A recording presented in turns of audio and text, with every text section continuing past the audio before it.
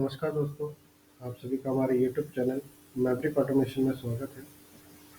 आज के इस वीडियो में हम बात करेंगे डिसेबल लिंक के बारे में। बेसिकली जो डिसेबल है वो किसी फंक्शनैलिटी को डिसेबल करने के लिए काम में आएगा। जैसे कि कोई हमारे पास स्विच है या कोई एनालॉग वैल्यू है। अब हम चाहते हैं कि उस पर्टिकुलर कंडीशन पे हमारा जो फंक्शन है वो ऑपरेट ना हो, उसके लिए हम डिसेबल लिंक का इस्तेमाल कर सकते हैं।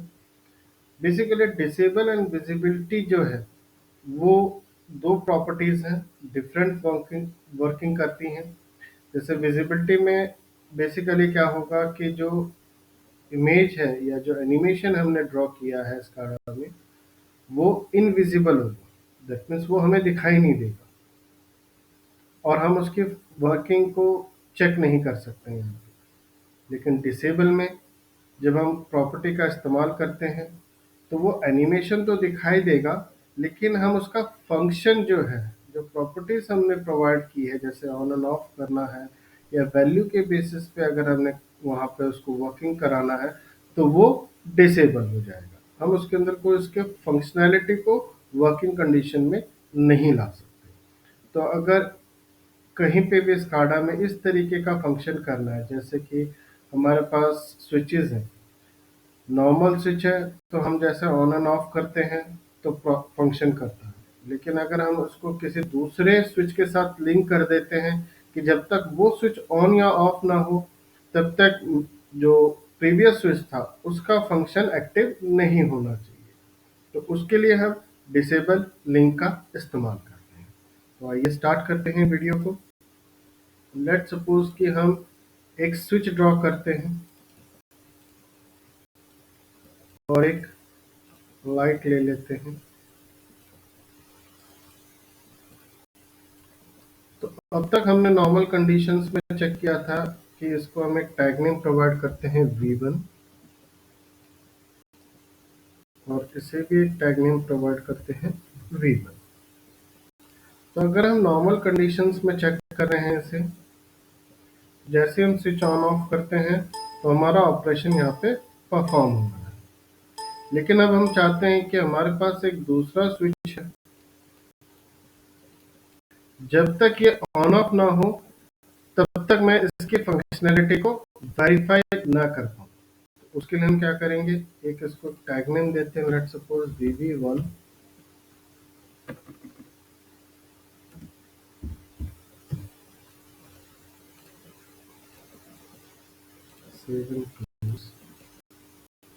हम चाहते हैं कि जब ये ऑन या ऑफ हो तभी हम इसका फंक्शंस को वेरीफाई कर पाए।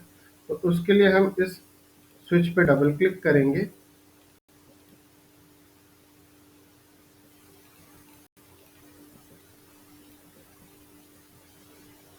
मिसलेनियस में डिसेबल प्रॉपर्टी। अब हम चाहते हैं कि जब तक हमारा मेन स्विच ऑपरेट ना हो, दैट इज VV1 ऑपरेट नहीं होगा, तब तक ये डिसेबल फंक्शन इसका ऑपरेटेड रहना चाहिए। ओके करते हैं, रन करते हैं तो देखिए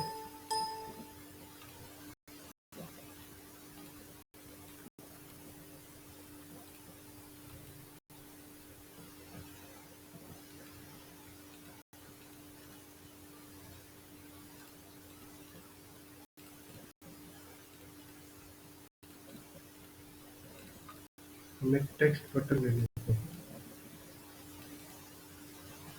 तो इसका जो यूजर इनपुट था वो V1 था।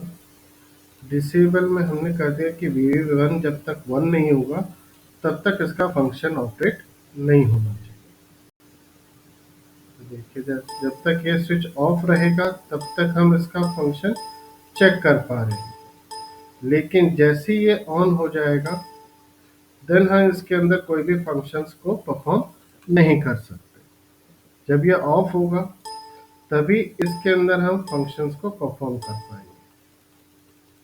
एक तरीके से हमने स्काडा के अंदर इंटरलॉकिंग अगर करनी है कि जब तक हमारा मेन स्विच ऑपरेटेड नहीं है तब तक हम नॉर्मल फंक्शंस को परफॉर्म कर रहे हैं, लेकिन जैसे ही वो ऑपरेट हो जाता है मेन स्विच, तब हम इसके अंदर कोई भी फंक्शंस को चेंज ना कर पाए। तो उसके लिए हम डिसेबल प्रॉपर्टीज का इस्तेमाल करते हैं। अगर इसी तरीके से अगर हम एनालॉग फंक्शंस पे करना चाहते हैं तो हम दो स्लाइडर्स का इस्तेमाल कर लेते हैं।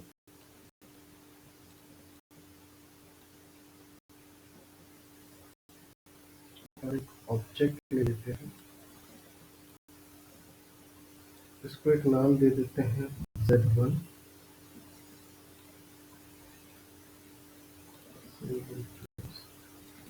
इसको नाम दे देते हैं Z2। ओके, इसको हम मूवमेंट करा लेते हैं कि जब Z2 जो है वो 0 से 200 एंड 0 से 100 ऑपरेशन पे होगा। ओके, देन ये मूवमेंट हमारा ऑपरेशन में होना चाहिए। अगर इसके प्रॉपर्टी को अभी मुझे डिसेबल करना है तो हम क्या करेंगे, यहाँ पे जो इसका टैग नेम है Z1, वो हम इसकी वैल्यूज पे प्रोवाइड करते हैं।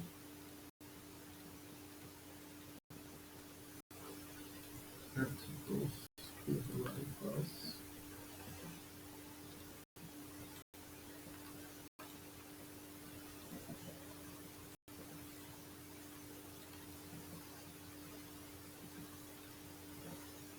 Z1 है,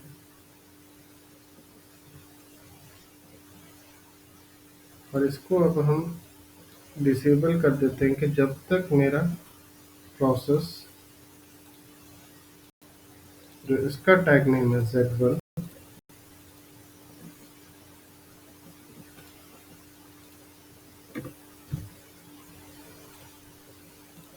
जब तक Z1 की वैल्यू कम रहेगी 40 से, तब तक मैं इसके अंदर मूवमेंट नहीं कर पाऊंगा।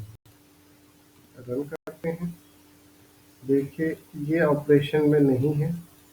जैसे स्लाइडर की वैल्यू Z 40 से ऊपर जाएगी तभी हम इसको मूवमेंट करा सकते हैं। अगर इसकी वैल्यू 40 से नीचे है देन हम वहाँ पे मूवमेंट नहीं करा पाएंगे, डिसेबल हो जाएगा। 40 से ऊपर जाएगा तो ही इसकी प्रॉपर्टी वर्किंग कंडीशन पे आएगी।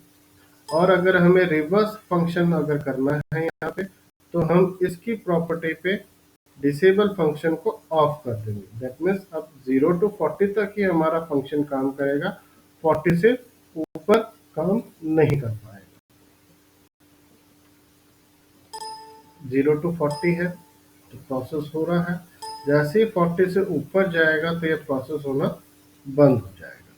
तो इस तरीके से हम कहीं पे भी इंटरलॉकिंग अगर करना चाहते हैं स्काडा के अंदर डिजिटल फॉर्मेट्स में या एनालॉग फॉर्मेट्स में, तो हम वहाँ पे डिसेबल प्रॉपर्टी का इस्तेमाल कर सकते हैं कि जब तक हमारा मेन सिस्टम अगर एक्टिव है तभी तक वो प्रोसेस काम कर पाएगा। तो इस तरीके से हम डिसेबल प्रॉपर्टीज का इस्तेमाल कर सकते हैं इंटेल स्काडा में। Thank you.